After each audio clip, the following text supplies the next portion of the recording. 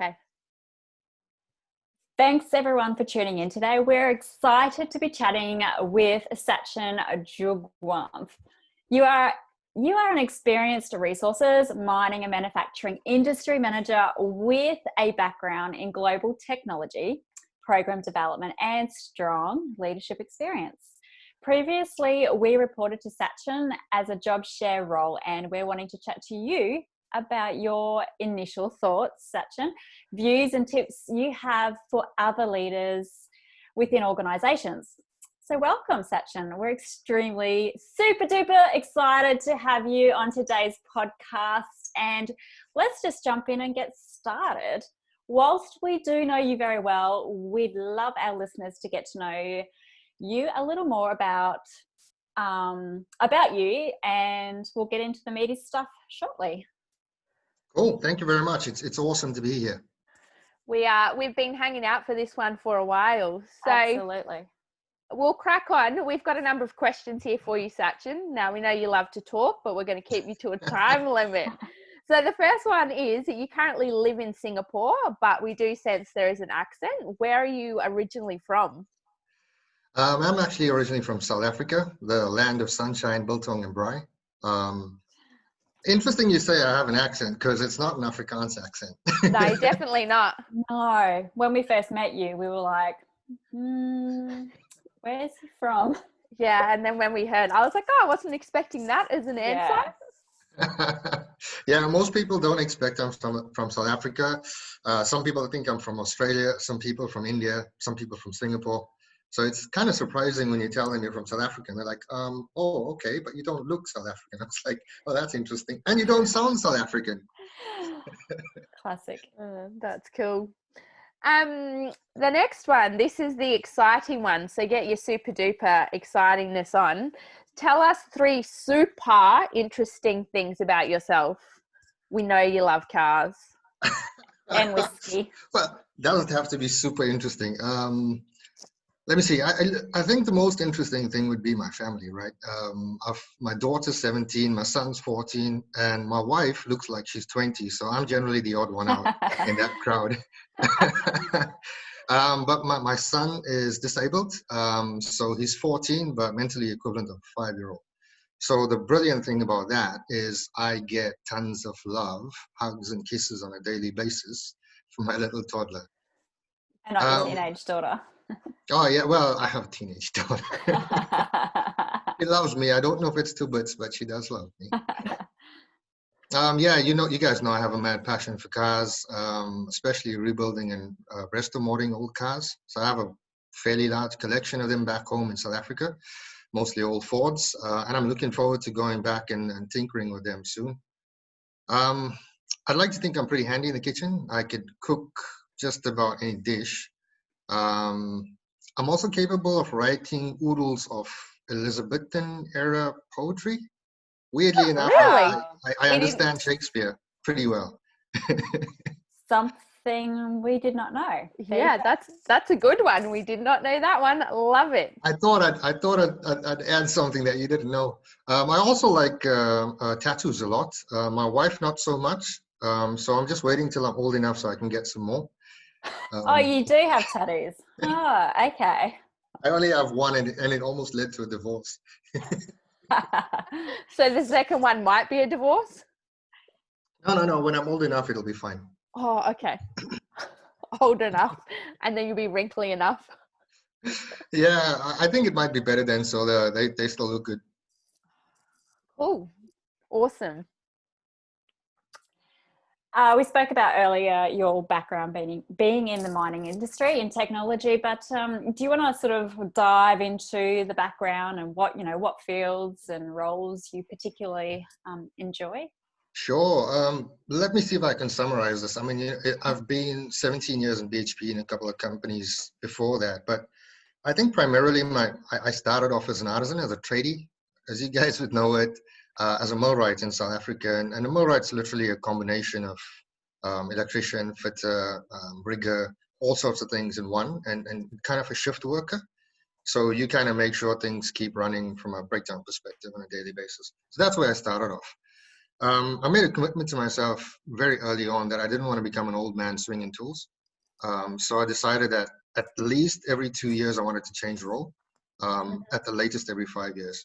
And what that did was it pushed me to study further. So I became electromechanical engineer, and I got a role as process engineer in the aluminium smelters. That gave me a ton of experience in terms of writing SOPs, training people, and how things work, doing a lot of capital projects. And then I did a lot of stuff in the process and logistics department, got experience to the value chain of the organization. Then a new opportunity came up in SAP. So they were implementing SAP. It was the largest implementation worldwide ever. And I got involved in it. And that led to me moving to Singapore as a business readiness manager. The largest role I've had was... Is that the first time you started managing people? Well, no, actually, I moved into a superintendent role in the SAP space for production, integration, and marketing. And I managed people across the aluminium industry at that point in time. So there were quite a few operations, different groups of people. So literally, I think the ITIL perspective and implementation of SAP changes, that's where my management experience started. So when I came to Singapore as a business readiness manager, it was an interesting role because it was an individual contributor manager role. So I had like a dotted line to thousands of different people across different assets. It didn't really report into me. That presented some interesting challenges. And I think I learned a ton in that role in terms of managing people and motivating people. I was going to say that was my next question. How many people have you managed all in one go? But yeah. Yeah, I think that the biggest direct team I had was about 50 people in my role running the marketing technology function. Wow. At one point in time. So it was a global marketing technology function. It was everything IT and OT related. So everything from service desk all the way through operations, projects, with a nice big fat budget and a lot of vendors, a lot of contracts. It was, in my opinion, the most exciting, most challenging role. What happened was they consolidated 15 leadership roles into one role, and they said, "Hey, man, you seem to like challenges. Take this one on." And it was pretty awesome. I got to learn a lot about managing people because it was a matrix organization. I did my own organizational design, tried out a lot of new things, and yeah, it was amazing. So yeah, I think that for me was an eye opener in terms of leading people. How long ago did you move to Singapore? 6 years. So it was January 2014. And it's all gone in the blink of an eye. Yeah, just like that. 2020, 6 years ago. Yeah. Cool. It's good. I think you have a good range of skills too. So you're not just in that manager level for, say, BHP. You actually started on the tools. So you can relate to those people, in the field a lot better. And I think that is an added bonus when you're in a manager level. I've always thought that. Absolutely. I have to agree. Agree. So obviously with job share, how would you describe job share? Like a job share role. So your first probably real positive experience with job share was with Katherine and I. So, but how would you describe a job share role? This is interesting because it's difficult for me to describe it without knowing what I know already. So the way I see it, I believe that a job share role is an opportunity for people to really start living again. You know, the old adage of work-life balance, it's never a true thing. I've seen this in the corporate environment. I've seen it in the operation. I've seen it everywhere. I think job share is the foundation that enables real, flexible, and remote working. And it's become contemporary now in the situation we are in the world. But people don't realize that job share is that basic thing that enables people to live their full lives while enjoying the benefits you get out of work, socially, mentally, the stuff that keeps you going. I honestly believe that it's an enabler for a full life. That's the way I see it now. And that's absolutely true. Job share is a form of flexible work arrangements now, even though people don't consider it as a flexible work arrangement. But we're the proof in the pudding in that situation. That's for sure. And I was going to say, I think it's probably one of the true forms of flexible work. as well, because everyone talks about technology Absolutely. and you know, everything you can do on your phone, which therefore enables you to work flexibly and have a work-life balance. But that's not actually the case, because It's you not. have your work with you 24/7, and you'll find people work more because technology enables us to be able to work more. So Yeah, that's true. that's a fantastic way for you, I guess, for JobShare to be described. Love it. For our listeners, we worked with you, Sachin, for how many years? Three or 4 years? Can't even remember. Yeah, I think 3 years in a JobShare role. Prior to that, though, had you worked or experienced anyone else in the industry in a JobShare role? well, no, not exactly job share. So like I said earlier, you know, I tried some weird and wonderful things with organizational design for my own Mm-hmm. team. So it wasn't exactly job share as I know it now, but I had people sharing a role and sharing accountabilities, and that didn't go too well for me. I was going to say, what's your thoughts? What's your thoughts on that? I know when we first met, I think there was a lot of skepticism there, and why was that? Is it because of the accountabilities being separated, and it didn't really work? They were actually two individuals, or like how did? Yeah, listen, I think there's a couple of reasons I was skeptical coming in.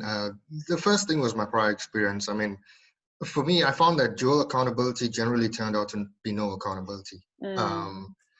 Also, it was more about. So I went to HR and I said, "Hey, listen, I'm getting a job share team coming into my space. What do you guys have?" And there was nothing. They had no policies. They had no procedures. There was no leaders toolkit. There were no guidelines. I had no idea what rosters you guys were working. I didn't know how I'd manage the leave, the remuneration, the performance. And then at the same time, I made some assumptions, because generally as managers, what we do is we're going into a situation that's an unknown. How do I keep my control over it? You know, how to keep my feelers. So I'd already come up with the micromanagement plan to ensure that, you know, productivity was high enough. And based on my previous experience and my shift work, I was like, okay, I know what will work. We'll fit this in. We'll get that done. So I came in thinking, okay, this is what I'm going to do. And then I said, okay, the first week, I'm just going to sit back and see, let's understand how this works and how you guys work together, find the issues, and then we can address them. It's funny you say issues. So you automatically just assumed there was straight away going to be issues. That's a really interesting No, point. that's true. And it's because of my experience. Past experience. Yeah. What I did was I took two people that were skilled on different ends and that were compatible with each other. And I said, right, you guys are going to do this role. But they were full-time, you know, like they were there every day. And I think that also played a part in it. And I said, right, you guys need to get this done. And things just never got done. So yeah, I came in very skeptical and very wary of what I would need to do. It's also interesting that you said you had a micromanagement plan for us, which is, I guess, now you knowing Katherine and I and the way we are, that was never not work. That was never going to work. That was never going to work. You know, it's interesting because I believe my leadership style is to lead via autonomy. So I literally give people outcomes and let them figure their way out. But I always come in with some sort of idea of what I'm going to do. And because of my fear, I had this plan in terms of short interval control, meetings, understanding the list of to-do things, how we're going to plan handovers, what we're going to do with your time management, how we're going to segregate accountabilities. I had everything in my head. And I never said this before because there was no need to. I kind of forgot about it. Yeah. And thinking about it now, when we said, okay, you know, let's talk about it, I was like, you know what, actually, I was nasty when I thought about this whole thing. But can I just say that the way you probably thought about it was based on the fact that you went to HR and HR had no documentation to support you in your management of a job share. So had HR probably have said to you, right, here's your leader's toolkit on how to manage a job share role, I'm suspecting that your assumption or of how you would manage us would have probably been a bit different because you would have had that guidance. But then Yeah, I agree. I think it put me in a yeah. bit of a corner, and I wanted to make sure I had control of the situation. Yeah, absolutely. So that was some very interesting points. We learned a few new things, didn't we, Katherine? Absolutely. Yeah. So I guess after working with us, at what point did you realize, hey, this job share business is pretty damn good? But you know what? To be completely honest, it was within the first week. You guys blew me away in that first week because initially all I was interested in was learning about you guys and you know your family life, your social life, where you come from, what you do, and the click that you two have is something that's pretty rare. And then you guys brought me into, hey, this is how we do things, that's how we work, this is our schedule, and it was like, wow, you know what, everything's already sorted. So within the first week already, I was at ease. I didn't have to think about anything after that. And then it was just about, okay, how we're going to make sure that we keep you challenged, because clearly you two are running faster than everyone else.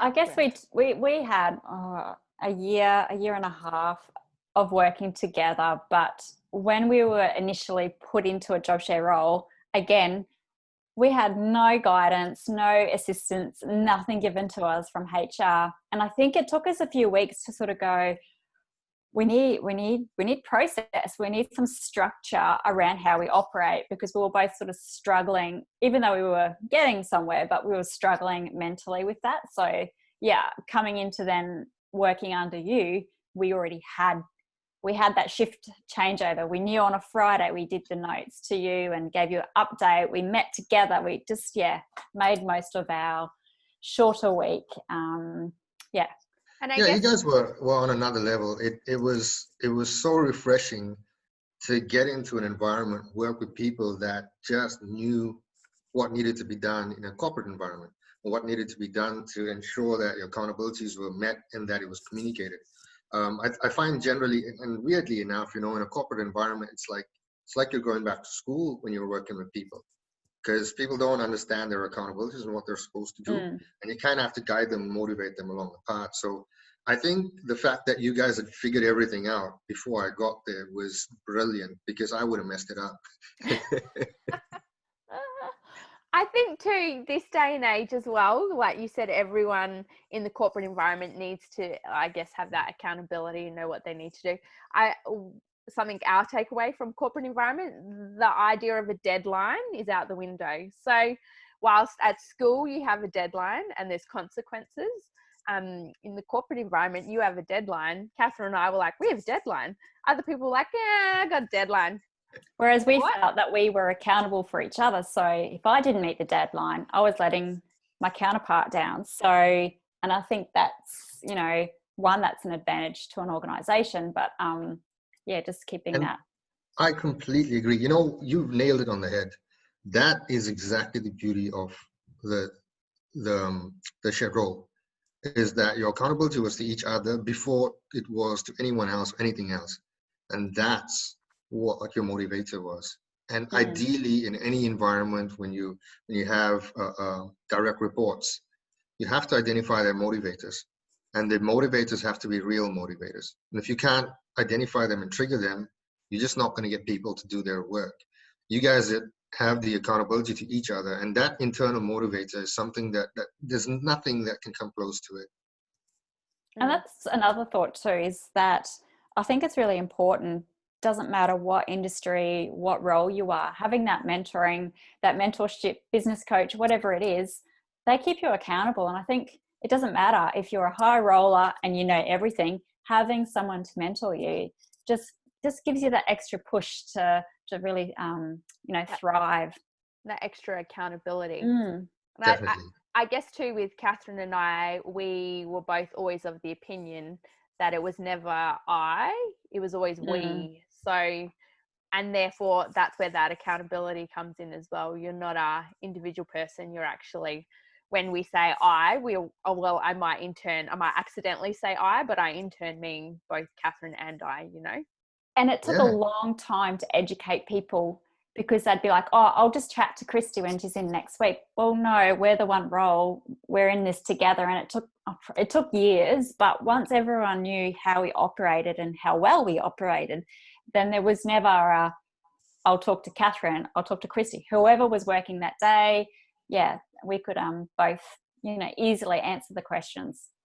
And that was the one thing that was amazing to me, is that whether you're around or Kristy's around, whoever I spoke to at that point in time, I didn't need to speak to the other person again. Everything was conveyed exactly the way it needed. It was like just one person consistently getting something done.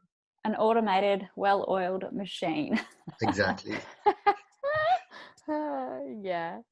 Oh, no, it's good. We love talking about this, as you can tell. Of course. So why do you believe our job sharing arrangement was so successful? Like, if you had to say 2 or 3 things, what would those things be? Listen, I think it's a function of the systems and processes you guys put in place, and the relationship you guys have. So, I mean, think about it. Let me just name them. The critical handover day, the middle of the week. That was, for me, I think the most important thing in terms of you guys getting aligned. Your time management, prioritization, the aligned work ethic. That's key. So if you have people that have misaligned work ethic, it's going to be difficult for them to motivate each other and have accountability to each other. Aligned passions. I mean, you guys are passionate about anything you do. So anything you pick up that needs to get done, you're just passionate about it to start off. Then the different specializations in the different backgrounds. I mean, you come from different backgrounds that you worked. So you kind of you enrich any situation because you've got different points of view, different perspectives, and you still want to get to that outcome. The productivity, I mean, that was unbelievable. You know, you guys know about the textbook productivity Bart curve, right? There was no Bart curve with you guys. There was no dip. It was like your daily productivity was off the charts. And because there were 2 of you during the week didn't have a productivity curve because it was all just like flatlined. So the productivity was unreal. And I'm still blown away by that because I did a white paper on productivity back in the asset. The consistency. So we were talking earlier about, you know, I'd speak to one person and then there's no need to follow up and have the same conversation again. Also in terms of output, in terms of having things done, there was always a consistency. The level of the relationship, the professionalism with which you deal with everything, it's consistent between the 2 of you. So it's not like, oh, I have to have a certain type of conversation with one and a certain type of conversation with the other. It just wasn't there. And then, you know, I mean, coming back to it, the relationship that you guys have at work and outside work, I think the respect for each other, the care for each other, that kind of makes that, you know, accountability to each other. So yeah, if I could summarize it, it's kind of all of those things. Yeah, you've spoken, you've pretty much nailed it on the head there with the benefits that I guess JobShare can bring to an organization around, you know, our skill set diversity. We do come from different backgrounds, but combine us together, then the output of our skills is, you know, far more than an individual. And then the productivity that we can provide to an organization. Can you think of any other benefits that we can provide to an organization as a JobShare? Well, listen, I have a top 3 and they're kind of the same things. I mean, the one is the productivity is through the roof, right? I've never in my entire career experienced productivity the way I've experienced it with you guys. That's it's awesome. Just unreal. Like I said, you kind of break the textbook norm in terms of what productivity should look like. Realistically speaking, from a human being perspective, it should not be that high. Okay, we're not normal. We already knew that though, hey, Katherine? Exactly, you must have known this. And it comes down to that point, you know, your daily productivity is so high because you have your prioritization right, you've got your time management right, and you've got an accountability to hand over in the middle of the week. And then the next person comes in and everything is high. So it's just like all high. And it's ridiculous. But that's the way you expect people to be working in a professional environment. The second thing is we just spoke about getting 2 for 1, right? 2 sets of experiences, 2 sets of specialization, 2 points of view. So the creative aspect of what you do, the transactional nature of the stuff you do, the administration, it all just happens so quickly because, you know, you've got a short period of time in the week, you want to get certain things done and you get it done. I think if you put all of this together from an organizational perspective, it's a return on investment. So it's not just your productivity and the enrichment you provide to the role, but the amount of time you guys are giving me back. So I didn't have to worry about anything. I'd just be like, let's have this conversation, and I don't have to touch it again. That time is better than invested in the work I actually have to do as a manager. So what I'm getting paid to do, the company's getting back. And then if I needed to manage other people's motivation in the team, I had the time to do that. So the return on investment from your role to my role to the entire team is massive. So if you do the benefit calculations, it's off the charts. So if an organization really wants to look at, and this is what we're looking at right now in this time and age, right? Flexible working, what's the organization going to get back? It's pretty simple, to work it out. I think that return on investment, you can break it down to so many different things. I've actually not thought about it from a manager's perspective, Kristy, either. ROI. I've always thought, okay, you've got a job share, pair, the retention, or if one of those individuals is on leave, you've still got the other one for half of the week. And I've always thought, oh yeah, that works well for ROI. But from a manager's perspective, I've actually not thought of it because I've not been in those shoes. But yeah, we'll add that to the list. Yeah, I was going to say I was actually just about to say the exact same point. I'd never thought about it from a manager's level. No. I guess too, it was probably, and I remember the conversation with you, Sachin, about halfway through when you were managing us. And I feel like you had a light bulb moment where you went, ping, I need to get my hands out of the detail because they've got the detail covered. And that is exactly then where you were able to bring yourself up and do that manager level work that you actually said that was what you needed to focus on. So I think that's probably a really good point to highlight, is that actual manager ROI. At the same time, I believe that whatever work you guys were doing, we're not challenging you enough. Because you're both high performers, there was just not enough to challenge you. You'd get stuff done. There was a lot of stuff to get done, but there wasn't anything challenging enough. So it was good to be able to say, okay, you guys manage this piece end to end. So it maybe not challenge. It might have bored you a little bit at some point in time. But yeah, I mean, what it allowed me to do then was go and sort out a lot of other stuff that was just kind of tail diving. Yeah, that's good. That's great.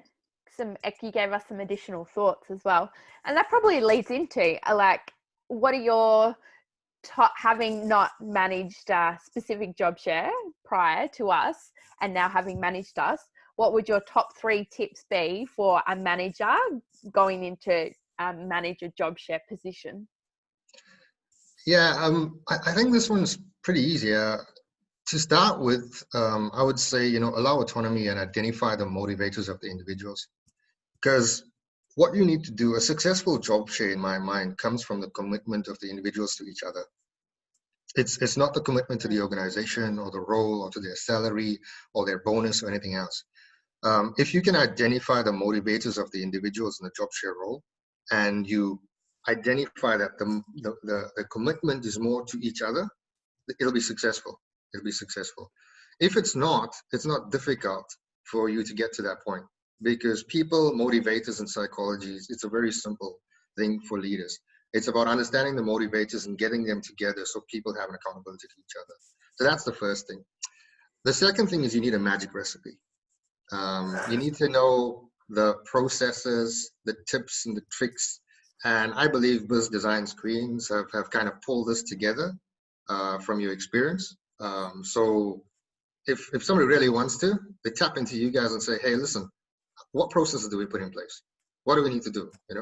And you guys can tell them, hey, this is how you do handover. This is how you do time management. These are all the little details. The last thing I think is start from a position of trust.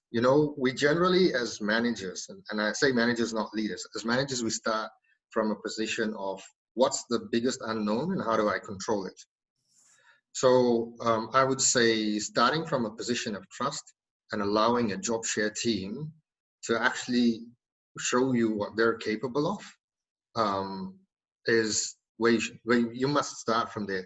And if you look at the environment globally now, everything's going to remote work, flexible work, and job share I'm sure will come into this, and it will start featuring more and more. So you've got to start from, let's see what the two individuals in that job share, or 3 or 4, or however many individuals are sharing a role. Let's see what their idea is first, because I've learned that it could be a lot better than what you have planned in your head.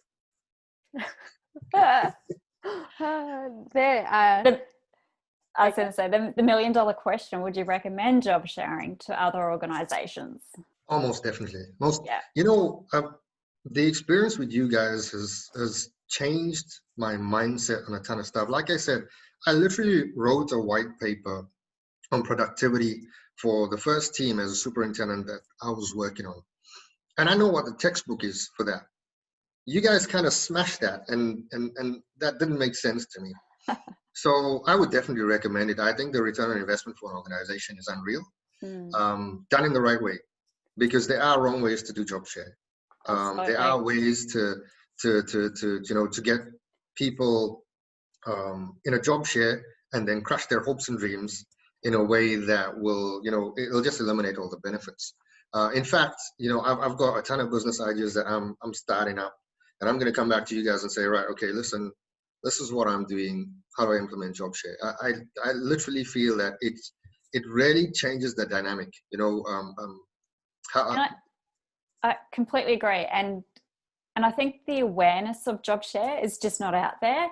But we keep encouraging people, Google job share, and you'll see extremely high executive women, or there's also men in job share roles across the globe.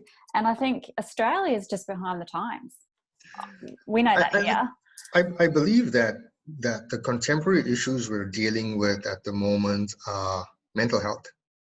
What people don't realize is that mental health is linked to the way we live our lives, our full lives.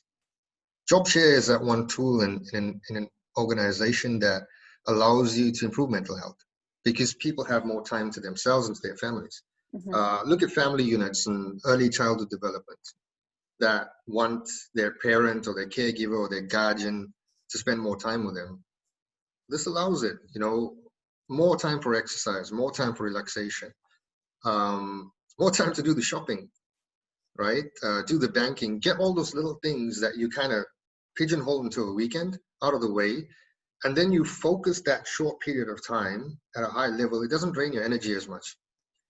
I was going to say, that's you go, Kath. Oh, I was just an example. There's this job share couple in London, and I can't off the top of my head I think of the name of the organization, but they're CEOs, and they both work, I think, 7-day fortnights, both of them. But because of the workload for a CEO of any organization is quite high, but they're able to get their work done efficiently, but also that stress that's taken away, so they don't have all of the added stress. They're not working all the weekends.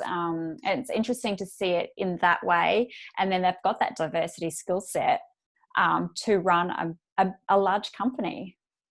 I think it's great. I think that's critical, and that's what organizations should be looking at now. Absolutely. It's not the roles on the ground, it's the higher level roles, because the diversity, the decision making, the positive outcomes for an organization at that higher level, when you have two people with different mindsets making those decisions, I think the benefits are just off the charts, not just for the people, but for the organization. Oftentimes we look at organizations, whether it's small, medium, or large enterprises, or massive global organizations. We're always questioning the decisions that a CEO makes, or the decision that a board makes. When you have that amount of experience and enrichment from two people in that role, I can just imagine how quickly that organization can grow and prosper and be stable. I think it's something that we're going to see, I wouldn't say within the next 5 years, but in 10 years' time, there's going to be large organizations with job share CEOs, and making some great decisions, and all the employees working for them aren't questioning the decisions, and it's watch this space. I was going to say, even from a financial perspective, like you think about it, you know, you can obviously have less roles, but you can have more people. So I think, and that now, like Australia's, what did our unemployment rate hit? Just hit 1 million. So Wow. you think about that for, particularly for Australia, if that's where Australia's unemployment rate is sitting, large organizations can employ more people, but still have less roles, and they would increase their output, you would assume. But Katherine, you made a point earlier about how the uptake just in Australia is quite low with job share. And from conversations that I've had with people, I think it's a control thing as well. So people don't want to give up. This is my role. I'm accountable for it. You can't come in and take my role. I don't want to share it with you. So I think that's a mind shift as well, that us in Australia and across the globe, we need to make that mind shift that there's nothing wrong with sharing that accountability and sharing that role with somebody else. Actually, it's of benefit to me personally and to an organization. So I think that's also a big thing. People are like so protective of their own role and their own work that they don't want to start to share it. So but often in those circumstances, the delivery output is very low when they're so protective of their work. So, and I think, you know, now's the time to be thriving and start to learn to be more flexible, because yeah, we can't hold on to things anymore. COVID's taken over. I think the opportunities in the market are ripe right now for people to look at new ways of working. You know, yes, a large number of organizations are still tiptoeing into remote working. And I've looked at a lot of the local organizations in the APAC region put in place protocols, processes, and procedures that, in my opinion, are a bit frightening in terms of how they're trying to control remote working and making sure people are actually working during the day.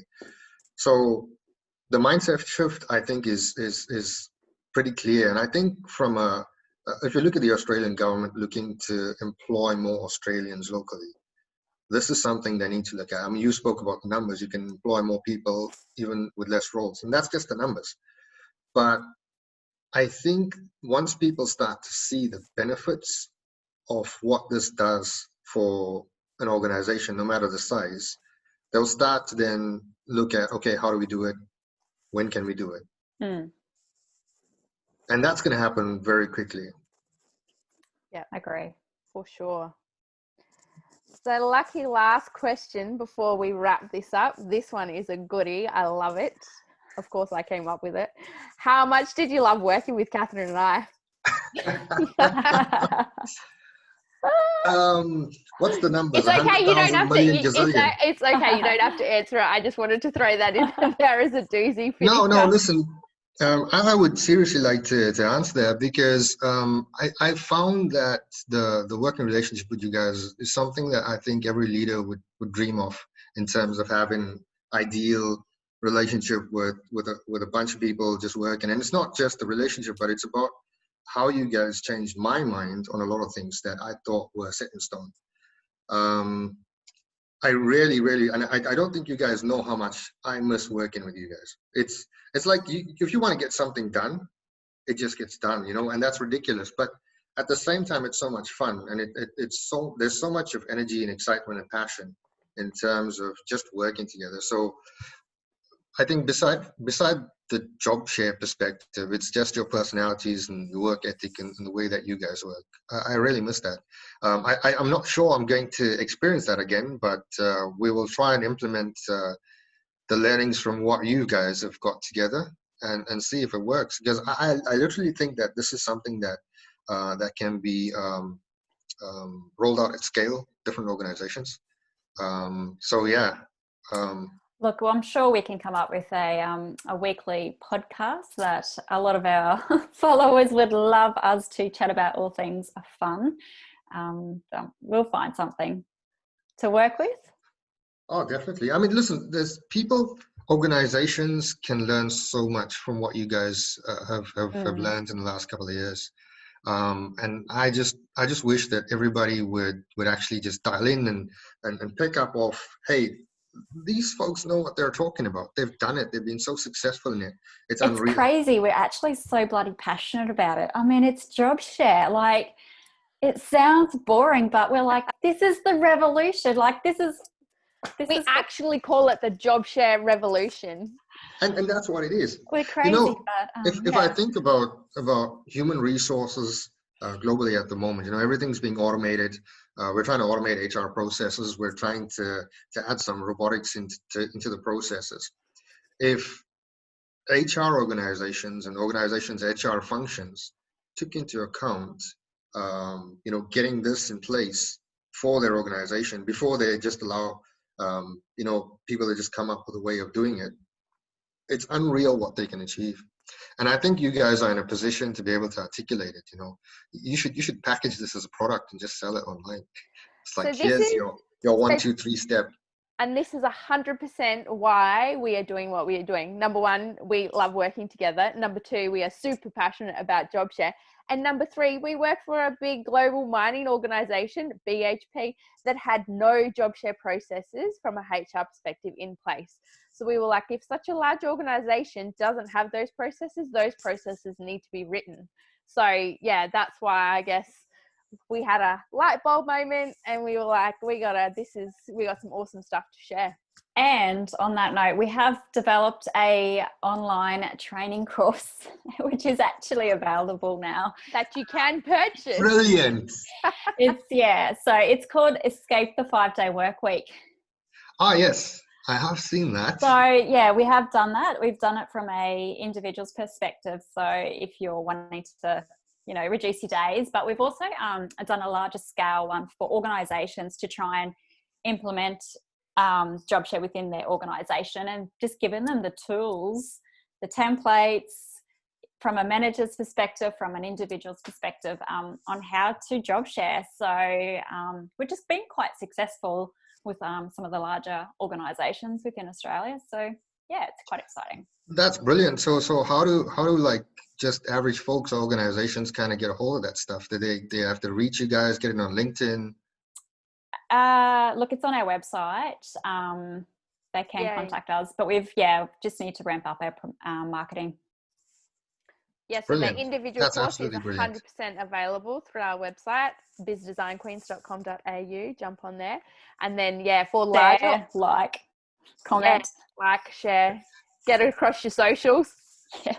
But for larger organisations, that's definitely a tailored process that we would love to have a lot of discussion about. And it's education, it's awareness, it's doing these podcasts, it's jumping on the webinars and promoting it.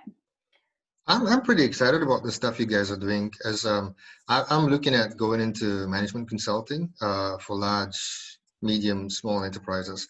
And I would be keen to look at how we could implement this kind of thing in large organizations when I get that off the ground. I'm going to take a bit of a break now and go work on cars. Well-deserved break. I'm thinking that these are the step changes that organizations will need, and it's good for me to know and have these resources available to me. 100%. Hook us up. I mean, we'll hook you up. Awesome. Fantastic. Thank you so much, Sachin, for a fantastic chat. We know our listeners are absolutely going to love this one. It's going to go through the roof. So once again, thank you so much, and it was an absolute pleasure working for you at BHP, and the friendship I think that we've formed is will be a long-lasting one. And let's hope we have you on our next podcast soon. Oh yeah, that'd be cool. Listen, thanks for having me, guys. I really appreciate it. It's so great to connect with you guys again, and more so as we will do in the next couple of months, years. Thanks for saving my life not so long ago. Oh yes, I did do that, didn't I? So I figured that at that point in time, I probably had the first round of COVID, because it was a viral infection that they couldn't figure out. Hadn't thought about that, actually. Yeah. So it all started in Singapore from this Indian, South African looking No, wait, slow down. With a strange accent. Maybe we're immune to it.